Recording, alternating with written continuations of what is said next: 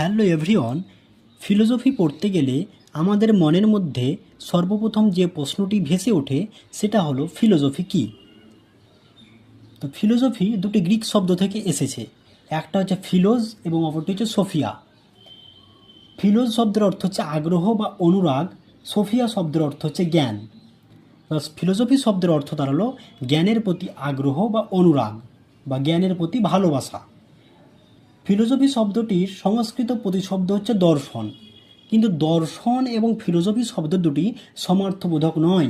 দর্শন শব্দটি উৎপন্ন হয়েছে সংস্কৃত দৃশ ধাতু থেকে, যার অর্থ হচ্ছে দেখা, এবং ভারতীয় দর্শনে দর্শন শব্দটির অর্থ বোঝায় সত্য দর্শন। দৃশ ধাতুর অর্থ দেখা বা চাক্ষুষ প্রত্যক্ষ হলেও কিন্তু দর্শন বলতে কেবল চাক্ষুষ প্রত্যক্ষকে নয়, আত্মদর্শনকে বোঝায়। অর্থাৎ আত্মার দর্শনই হচ্ছে দর্শন শব্দের অর্থ।